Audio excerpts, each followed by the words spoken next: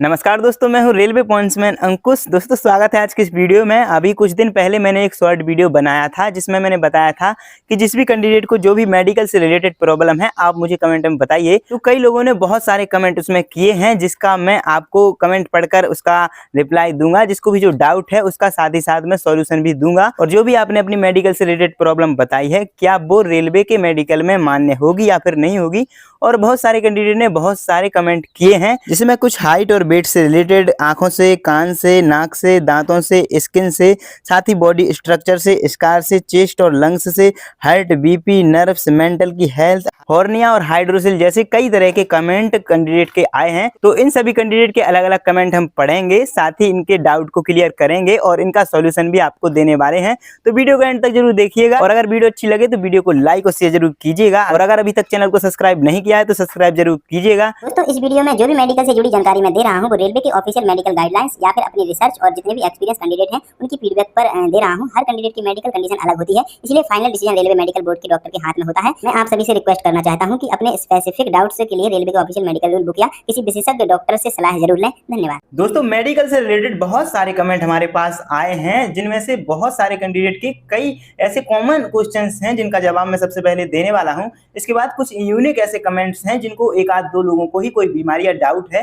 तो उनका भी जवाब हम आगे देंगे। लेकिन सबसे पहले हम उन कॉमन क्वेश्चंस का जवाब दे रहे हैं जो कि बहुत सारे कैंडिडेटों के मन में है। तो वीडियो को एंड तक जरूर देखिएगा और सारी चीजें अपनी क्लियर करिएगा। सबसे पहले हम बात करते हैं ऑपरेशन की। तो मैं आपको बता देता हूं कि रेलवे के मेडिकल में कौन कौन से ऑपरेशन अलाउ होते हैं और कौन कौन से ऑपरेशन अलाउ नहीं होते हैं। सबसे पहले हम बात करते हैं कि कौन कौन से ऑपरेशन रेलवे के मेडिकल में अलाउ हैं। सबसे पहले अगर आपका अपेंडिक्स का ऑपरेशन हुआ है और पूरी तरह से ठीक हो चुका है तो फिर कोई दिक्कत की बात नहीं है। इसके बाद अगर टॉन्सिल का ऑपरेशन हुआ है तो ये भी अलाउ होता है। इसके बाद अगर हॉर्निया की सर्जरी हुई है तो ये भी अलाउ होती है। और अगर हाइड्रोसिल की सर्जरी आपने करवाई है और सक्सेसफुली ट्रीट हो चुका है तो ये भी अलाउ है। 5वें नंबर पे अगर आपने गॉल ब्लैडर रिमूव करने का ऑपरेशन करवाया है और पूरी तरह से रिकवरी हो चुकी है तो ये भी अलाउ है। इसके बाद अगर आपने माइनर फ्रैक्चर की सर्जरी कराई है तो ये भी अलाउ हो जाती है। इसके बाद अगर आपने पाइल्स की सर्जरी कराई है तो ये भी रेलवे के मेडिकल में अलाउ होती है। फिर अगर आपने किडनी स्टोन का ऑपरेशन कराया है और अगर स्टोन रिमूव हो चुका है और रिपोर्ट में सब नॉर्मल है तो ये भी अलाउ हो सकती है। तो दोस्तों जितने भी आपको मैंने ऑपरेशंस बताए हैं ये सारे के सारे रेलवे के मेडिकल में अलाउ हैं। अभी कुछ ऑपरेशंस पे डाउट है तो आगे मैं क्लियर करता हूं।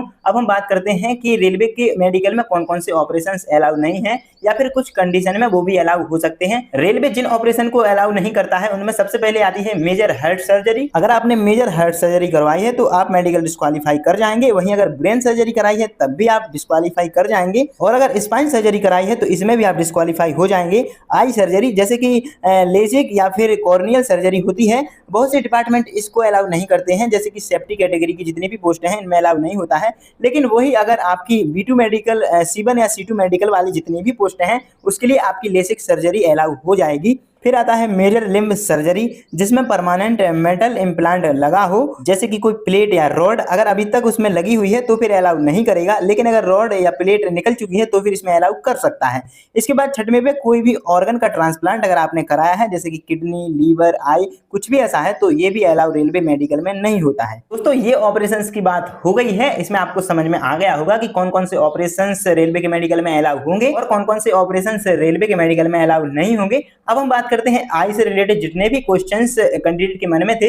बहुत सारे कैंडिडेटों ने मिलकर कई तरह के आई से रिलेटेड कमेंट किए हैं। तो आंखों से रिलेटेड जितने भी क्वेश्चंस कैंडिडेट ने पूछे हैं उन सब का जवाब हम देने वाले हैं। दोस्तों आंखों के टेस्ट से ही डिसाइड होता है कि आपका मेडिकल स्टैंडर्ड कौन सा है। तो अगर आपको A2 A3 मेडिकल स्टैंडर्ड चाहिए तो फिर आपकी जो आंखों का डिस्टेंस विजन है वो 6/9 होना चाहिए। अगर आपको B1 और B2 मेडिकल पास करना है तो आपका डिस्टेंस विजन 6/12 होना चाहिए। और अगर आपकी 6/18 डिस्टेंस विजन है तो फिर आपको C1 मेडिकल स्टैंडर्ड, और अगर इससे भी ज्यादा है तो फिर आपको C2 मेडिकल स्टैंडर्ड मिल जाएगा। अब हम बात करते हैं कि कई कैंडिडेट पूछ रहे हैं कि क्या इसमें चश्मा अलाउ होता है। तो दोस्तों जो A2 मेडिकल स्टैंडर्ड है उसमें चश्मा अलाउ नहीं होता है। इसके बाद वाले जितने भी मेडिकल स्टैंडर्ड है उन सभी में चश्मा अलाउ होता है। फिर और कैंडिडेट पूछते हैं कि जो चश्मे में लेंस लगे होते हैं वो कितने D तक का होना चाहिए।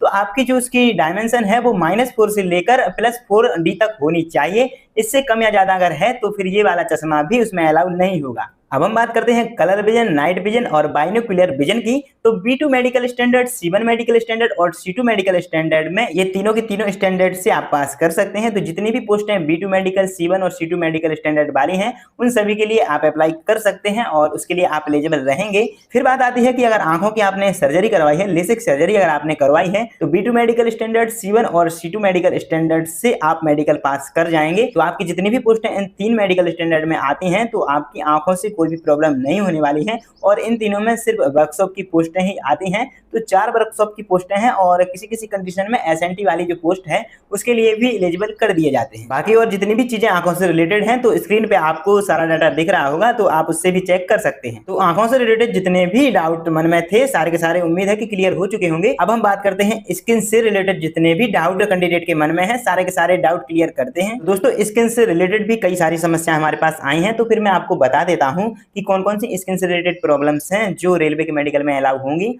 और कौन कौन सी जो प्रॉब्लम्स हैं वो अलाउ नहीं होगी। तो सबसे पहले हम बात करते हैं कि स्किन की कौन कौन सी प्रॉब्लम से आपको रेलवे की मेडिकल में कोई समस्या नहीं होने वाली है। जिसमें सबसे पहले छोटे पुराने दाग जो बहुत बड़े या खराब नहीं दिखते हैं वो अलाउ होते हैं, और पुराने मामूली जलने के निशान हैं तो वो भी अलाउ होते हैं। हल्के मुहासे जो कि नॉर्मली इंसानों में देखे जाते हैं। इसके बाद छोटे जन्म के निशान में जितने भी मार्क दिखते हो अगर सामान्य है तो ये भी अलाउ होते हैं। हल्की स्किन पर अगर पिगमेंट है तो ये भी रंग के धब्बे जितने भी हैं जो कि बहुत ज्यादा खराब नहीं दिखते हो तो ये भी अलाउ होते हैं। अब हम बात करते हैं कि कौन कौन सी जो स्किन से रिलेटेड समस्याएं हैं जिससे मेडिकल में दिक्कत आ सकती है और आप रिजेक्ट हो सकते हैं। इसमें सबसे पहली समस्या है सोरायसिस, जो कि लाल और छिलने वाले चर्मरोग वाले निशान होते हैं। इसके बाद सफेद दाग जो कि बहुत ज्यादा होते हो और जिसका इलाज नहीं हो रहा हो।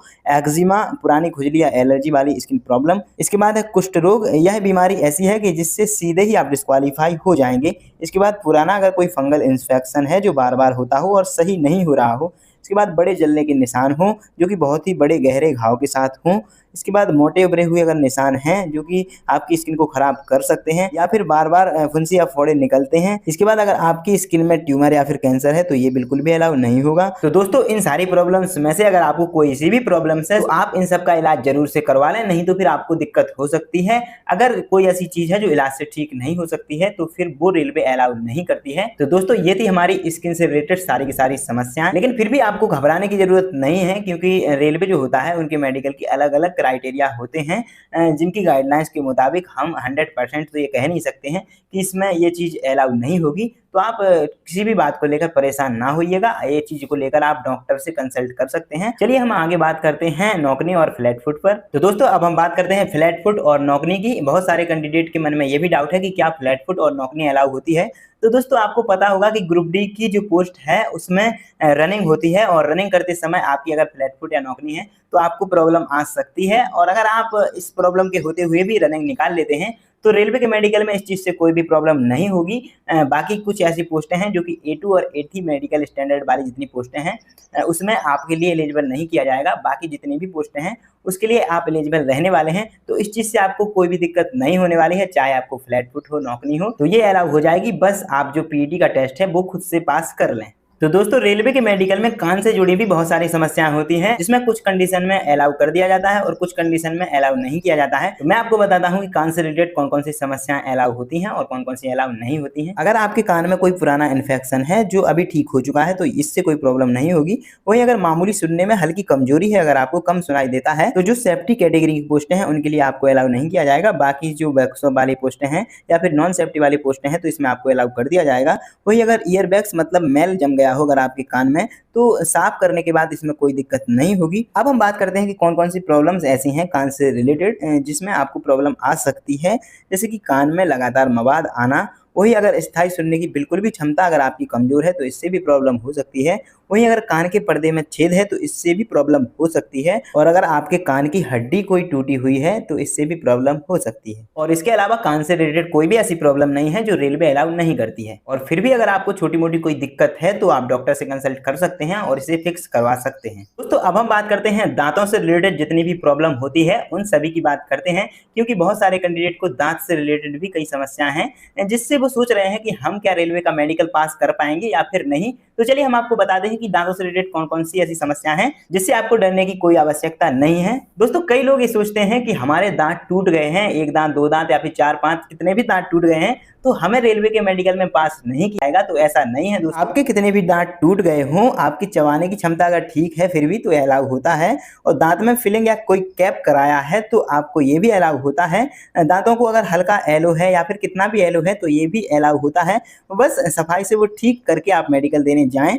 वही अगर थोड़ी बहुत गंदगी भी है जो कि डेंटल क्लिनिक पे जाके साफ कराई जा सकती है तो ये भी अलाउ होती है, लेकिन जब आप मेडिकल जाएं तो साफ करवा के जाएं। और अगर किसी के एक्स्ट्रा दांत भी हैं तो ये भी अलाउ हो जाता है। तो अब हम आपको बताते हैं कि दांतों से जुड़ी कौन सी वो समस्या है जिससे आपको प्रॉब्लम आ सकती है। तो अगर आपको पायरिया या फिर मसूड़ों से जुड़ी कोई ऐसी गंभीर बीमारी है तो फिर रेलवे अलाउ नहीं करती है। वही अगर आपको कोई और ऐसी बीमारी है जिसकी वजह से आप मुंह नहीं खोल पाते हो या फिर बंद नहीं कर पाते हो तो इससे भी आपको प्रॉब्लम हो सकती है। बाकी दांतों से रिलेटेड कोई ऐसी समस्या नहीं है जिससे आपको रेलवे के मेडिकल से बाहर कर दिया जाए। दोस्तों कई कैंडिडेट के ये भी कमेंट्स आ रहे थे कि क्या हाइट और वेट को लेकर कोई क्राइटेरिया है रेलवे ग्रुप डी या फिर आरपीएफ को छोड़कर किसी भी पोस्ट में। तो हाइट और वेट का कोई भी ऐसा क्राइटेरिया नहीं है। हाइट आपकी कितनी भी हो, वेट आपका कितना भी हो, चल जाएगा। लेकिन जो आपकी ग्रुप डी में पीईटी टेस्ट होता है जिसमें आपको 35 किलो का वजन लेकर चलना पड़ता है, अगर आप वो वजन उठाने लायक आपका हाइट और वेट है तो फिर आपको कोई भी प्रॉब्लम नहीं होने वाली है।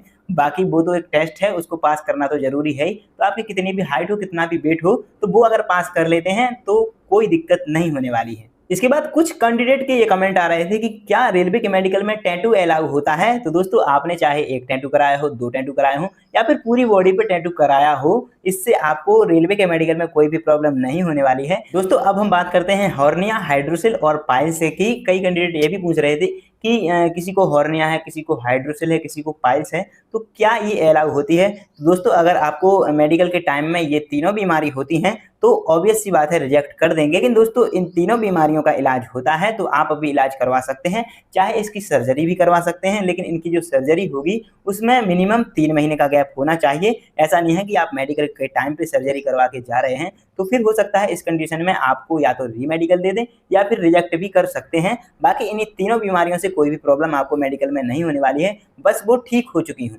दोस्तों अब हम बात करते हैं उन बीमारियों की जो कि हार्ट, चेस्ट या फिर लंग्स से जुड़ी हुई समस्याएं होती हैं जो कि रेलवे बिल्कुल भी अलाउ नहीं करती है। तो हम आपको बताते हैं, आपको स्क्रीन पर दिखाई दे रहा होगा हृदय से जुड़ी जितनी भी समस्याएं हैं वो अलाउ नहीं करेगी रेलवे। इसके बाद आपको स्क्रीन पर दिखाई दे रही होंगी लंग्स से जुड़ी जितनी भी समस्याएं हैं वो अलाउ नहीं करेगी। इसके बाद आपको चेस्ट से जुड़ी समस्याएं जितनी भी हैं वो आपको स्क्रीन पे दिखाई दे रही होंगी जो रेलवे अलाउ नहीं करेगी। तो दोस्तों ये सारी समस्याएं हैं जो कि बहुत सारे कैंडिडेट को रहती हैं। तो जिनको भी इनमें से जो भी समस्या है उनका उम्मीद है कि डाउट क्लियर हो गया होगा। अब हम कुछ ऐसे कमेंट्स पढ़ते हैं जो कि हमें यूनिक देखने को मिले हैं तो उनके भी हम जवाब देते हैं। दोस्तों किसी कैंडिडेट का एक कमेंट था कि अगर मेरी कोई छोटी सी उंगली कटी हुई है या कोई लेफ्ट थंब या राइट थंब कोई भी कटा हुआ है तो क्या हमें रेलवे के मेडिकल में अलाउ करेंगे। तो अगर आपकी कोई उंगली थोड़ी बहुत कटी हुई है या फिर 2-3 उंगली थोड़ी बहुत कटी हुई है, अगर पूरी तरह से नहीं कटी हुई है तो इसके लिए आपको जितनी भी सेफ्टी या फिर नॉन सेफ्टी रिलेटेड जितनी भी पोस्ट हैं सभी के लिए अलाउ कर दिया जाएगा। लेकिन अब अगर आपकी कोई 1 उंगली, 2 उंगली या फिर 3 उंगली पूरी तरह से कटी हुई हैं तो आपको सेफ्टी से रिलेटेड जितनी भी पोस्टें हैं उनके लिए अलाउ नहीं किया जाएगा। लेकिन जो नॉन सेफ्टी वाली जितनी भी पोस्टें हैं उनके लिए अलाउ कर दिया जाएगा। जिसकी भी कोई उंगली या फिर बॉडी का कोई थोड़ा बहुत पार्ट कटा हुआ है तो वो बिल्कुल भी टेंशन ना लें।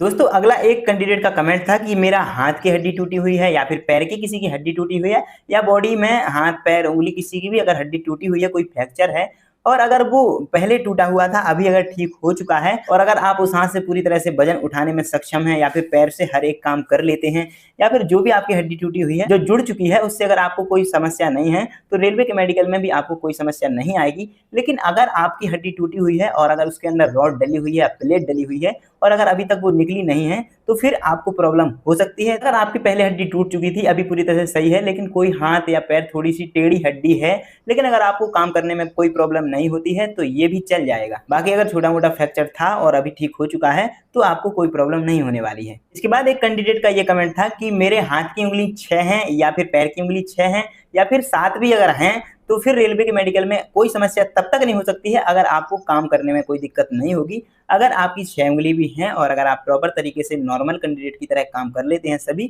तो फिर रेलवे इसके लिए अलाउ कर देगा। लेकिन अगर आपको काम करने में कोई दिक्कत आती है तो मेडिकल में फिर प्रॉब्लम हो सकती है। एक कैंडिडेट पूछ रहे थे कि क्या 1 टेस्टिस है तो क्या रेलवे में मेडिकल अलाउ होगा। बिल्कुल भाई, अगर आपको काम करने में कोई दिक्कत नहीं होती है, अगर आपकी बॉडी पे उस चीज़ का कोई इफ़ेक्ट नहीं होता हो, तो ये भी अलाउ हो जाएगा। इसके बाद 2-3 कैंडिडेट के कमेंट्स थे कि क्या पाल्म स्वेटिंग से कोई दिक्कत है? पाल्म स्वेटिंग मतलब हाथों में जो पसीना है वो बहुत ज़्यादा आता है या कम आता है, तो इससे रेलवे के मेडिकल में कोई भी इफ़ेक्ट नहीं पड़ेगा, ये अलाउ हो जाता है। दोस्तों, मैं आपको बता देता हूँ कि कौन-कौन सी ऐसी गंभीर बीमारी हैं, अगर वो किसी कैंडिडेट को हैं, तो फिर वो रेलवे के मेडिकल में बिल्कुल भी अलाउ नहीं होगी। इसमें सबसे पहले नाम आता है टीबी यानी कि ट्यूबरकुलोसिस, इसके बाद आता है शुगर यानी कि डायबिटीज। इसके अलावा अगर किसी को मिर्गी आती है तो ये अलाउ नहीं होगा। अगर आपको हार्ट से मतलब बार-बार अगर अटैक आता है तो ये भी अलाउ नहीं होगा। कैंसर है किसी भी प्रकार का तो ये बिल्कुल अलाउ नहीं होगा। अगर किडनी से जुड़ी कोई समस्या है तो ये भी अलाउ नहीं होगी। हृदय से यानी कि हार्ट की डिसीज कोई भी है तो ये अलाउ नहीं होगी। लीवर से जुड़ी कोई समस्या है तो ये अलाउ नहीं होगी। एचआईवी एड्स है तो भी अलाउ नहीं होगी। बाकी सारी चीजें मैं वीडियो में बता चुका हूँ। इसके अलावा अगर आपको कोई और समस्या है जो रह गई हो, जो मैंने नहीं बताई हो,